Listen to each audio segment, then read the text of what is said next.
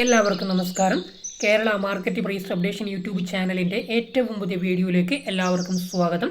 ദിവസേനയുള്ള market നിലവാരം അറിയുവാനും informative വീഡിയോകൾക്കും മറ്റ് അപ്ഡേറ്റുകൾക്കും വേണ്ടി ഈ ചാനൽ ഇപ്പോൾ തന്നെ സബ്സ്ക്രൈബ് ചെയ്ത് ഒപ്പം കാണുന്ന ആ ബെൽ ബട്ടൺ കൂടി ഒന്ന് എനേബിൾ ചെയ്യുക.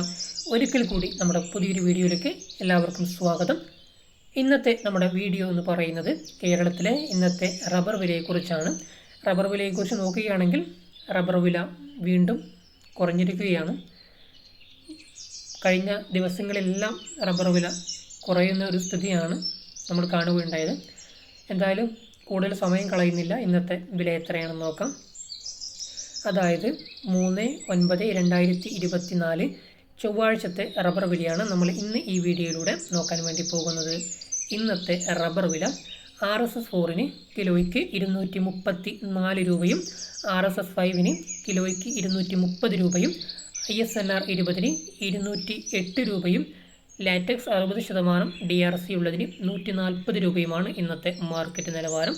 അതുപോലെ തന്നെ RSS 4 100 കിലോഗ്രാമിന് അഥവാ ഒരു ക്വിൻ്റലിന് 23,400 രൂപയും RSS 5 23,000 രൂപയും ISNR 20 20,800 രൂപയും ലാറ്റക്സ് 60% DRC ഉള്ളതിന് 14,055 രൂപയുമാണ് ഇന്നത്തെ മാർക്കറ്റ് നിലവാരം. അതുപോലെ തന്നെ ഇന്നത്തെ ഒട്ടുപാൽ അല്ലെങ്കിൽ ചിരട്ടപ്പാലിൻ്റെ വില എന്ന് പറയുന്നത് പെർ കിലോഗ്രാമിന് 115 രൂപ മുതൽ 153 രൂപ വരെയാണ്. അതായത് ഗുണനിലവാരം കുറഞ്ഞ ലോ ക്വാളിറ്റി ഒട്ടുപാൽ അല്ലെങ്കിൽ ചിരട്ടപ്പാലിൻ്റെ വില എന്ന് പറയുന്നത് 115, 120, 135 എന്നിങ്ങനെ ഉള്ള വിലകളാണ് മാർക്കറ്റിൽ ലഭ്യമായിട്ടുള്ളത്.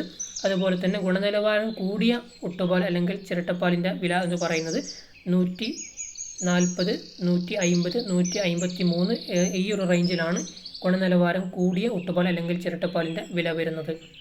ഇനി നമ്മൾ നോക്കാൻ വേണ്ടി പോകുന്നത് ഇന്നത്തെ ഇൻ്റർനാഷണൽ മാർക്കറ്റ് വിലയാണ്. അതായത് ബാങ്കോക്ക് വില RSS 1 കിലോയ്ക്ക് 227 രൂപയും RSS 2 225 രൂപയും RSS 3 224 രൂപയും RSS 4 223 രൂപയും RSS 5 222 രൂപയും ആണ് ഇന്നത്തെ മാർക്കറ്റ് നിലവാരം.